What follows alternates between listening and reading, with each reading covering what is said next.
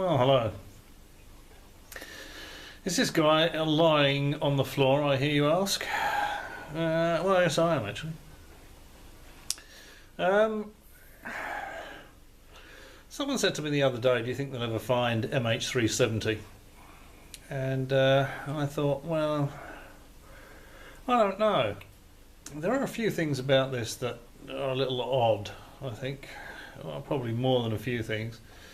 But one of the things that surprises me, considering they've been spending millions looking across the sea floor, is that they haven't got another aircraft and flown it along the route described by the Inmarsat data. If they got another aircraft and they look at its transponder handshakes, what are sometimes referred to as pings, let's not confuse these with the things that are generated by the underwater device, but the actual handshakes to the Inmarsat satellite, saying, "Hey, you know, I'm still here. I'm establishing a link. I'm just making sure you can still hear me." These handshakes go out, and this is what they call the handshakes or the pings. And they said that these suggest an arc type trajectory down to the southern Indian Ocean. Now, if they got another aircraft and they just flew it along the route that the Inmarsat data suggested, they'll be able to adjust the course of that aircraft until the data from the handshakes, from the transponder handshakes, matched the data they've got.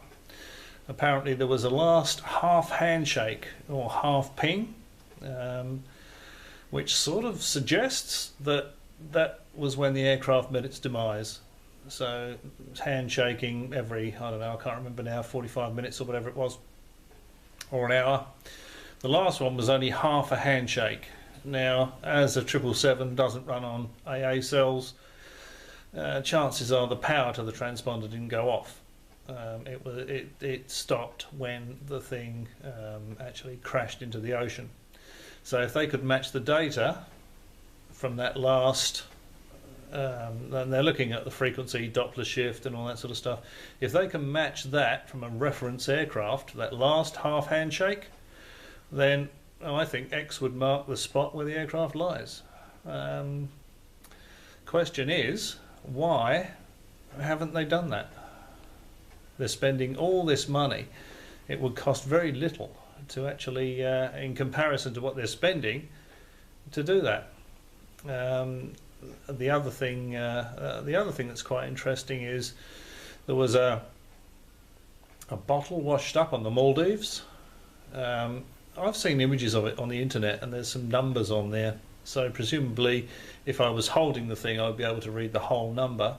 This was collected by, this was shown to some people, and someone said it was a fire suppression bottle from a Boeing aircraft.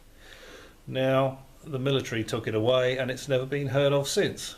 If it's got a number on it, then aviation engineering is such that anything with a number on it is recorded. They know what aircraft it was on, so it'd be a fairly simple thing just to say, yes, this was from that aircraft, or no, it wasn't. I'm mindful that there was another, I think it was a Boeing aircraft that was hijacked that ran out of fuel and fell in the ocean off the east coast of Africa some time ago, and it may possibly be from that. But what's funny about it, or not funny is not quite the right word, what's suspicious about it is that it disappeared. You know, there's been no mention of it. No one has said, yes, this is from the aircraft, or no, it isn't. It's just simply, it was handed over to the military, and that's been that. Another thing that is a little curious is that these experts are saying, well, the debris would have washed up on the southwest of Australia or Tasmania by now. I've looked at the way the ocean currents circulate in the southern Indian Ocean, and it's true that the way the currents circulate down the west coast is from north to south, but that only goes out for a couple of 100 kilometres. The actual main circulatory pattern in the Indian Ocean is anti-clockwise. So it goes north, if you like, from south to north, and then along the equator horizontally, and then it comes down again around the east coast of Africa, Madagascar, and around there. And I'm very surprised that no one has suggested looking along the northeast coast or the east coast in general of Madagascar for any debris. I haven't actually sat down and calculated whether there's been enough time for any debris to go from the suggested crash site, 1,800 kilometres off of the southwest tip of Australia, around to the northeast coast of Madagascar. But it's been over a year, so I wonder if anyone's contacted the authorities in Madagascar just to go and have a look. Go and have a look along the east coast and see if they can find anything. That also seems a little odd to me. So, as far as MH370 goes, people have asked me what I think happened to it. Well, it was obviously I don't think it was any kind of accident. I think it was taken by the captain or one of the crew. I think some of the theories put forward about the captain locking the co-pilot out, depressurising the aircraft. He was an aviation enthusiast after all. If he decided to kill himself, it might make sense that he would fly the plane for as long as he could, just to enjoy his last flight for as long as possible. There's the strange situation with the passenger that gave his watch and his wallet to his wife before he left on a fly-in fly-out shift, and said, if I don't come back, give the watch to one of the kids and give the ring to the other when they get married. I thought that was very peculiar. I know quite a few people that do fly-in fly-out, and I've never known anybody to do that, and the engineers too. That chap is also an engineer. He was sitting 2 rows back from the cockpit, so you know, he could have, when one of the pilots went to use the toilet, when they went back to get in the cockpit and open the door, he could have pulled him out of the way, stepped in the cockpit and taken the aircraft. He's a smart guy. He had military training, so dispatching the remaining pilot would be quite easy. He's an engineer, so he's pretty smart. There's a tutorial on YouTube how to operate the flight management system, or the autopilot in the Boeing 777. That tutorial is less than 6 minutes long. That's how difficult it is. So you know, it's will we find out if they actually find the aircraft? That's a tough one, because apparently these voice recorders only record for 2 hours, and they over-record again. If the thing was flying for 6 hours, then whatever kerfuffle was in the cockpit would have been recorded over. So we'll probably never know, because if it was one of the passengers that took the plane, all they would have to do would be, once they'd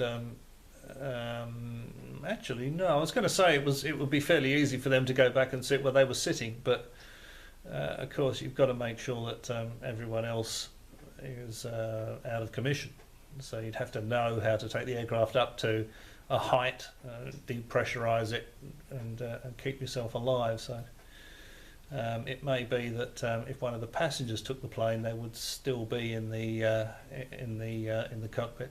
If they ever find it, I suppose we'll get to see. Anyway, someone asked me what I thought of the MH370 mystery, and that's pretty much it. I certainly don't believe it's on Diego Garcia, and I certainly don't believe it went to Russia. What you've got to bear in mind is Diego Garcia is a fairly significant staging base for the Americans in the southern Indian Ocean. They use it to run their Middle Eastern wars from there. So the Russians and the Chinese spy satellites are going to have that under fairly constant surveillance, and they would have certainly seen MH370 go to Diego Garcia, and the Chinese would be asking for their people back. So no way did it go to Diego Garcia. Same as if it went to Russia. The Chinese or the Americans would know, and so I would say that it didn't go there. This georesonance company that said they found it in the Bay of Bengal, I think, is quite interesting. And a lot of scientists are saying rubbish. Their technology, this is just all fantasy. And it was dismissed, but no one's been and actually had a look. I think they gave a lat and long for the position of where they say it lies, but no one has been there to take a look. I mean, if you're clutching at straws, why doesn't someone go and have a look there? Here's another thing that springs to mind. I think there's someone else on the TV or on the internet fairly recently saying that he thinks it's in the Bay of Bengal.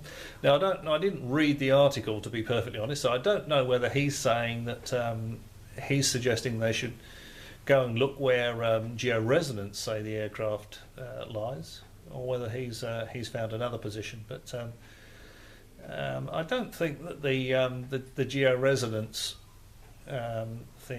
information should be ignored. If you're clutching at straws and someone's given you a lat and long, go and have a look.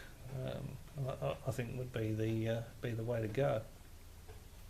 That's my personal opinion, of course. So, why haven't they flown an aircraft for reference? Why haven't they looked on the east coast of Madagascar?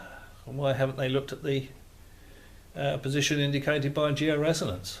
That's and what happened to the fire extinguisher bottle washed up on the beach in the Maldives that was handed over to the military? I suppose the Americans operate the Cobra Ball electronic intelligence gathering aircraft from Diego Garcia, and I think they're modified 707s. And I suppose it's possible that what the people on the Maldives saw was a Cobra Ball aircraft flying low over the islands on its way back to Diego Garcia, maybe.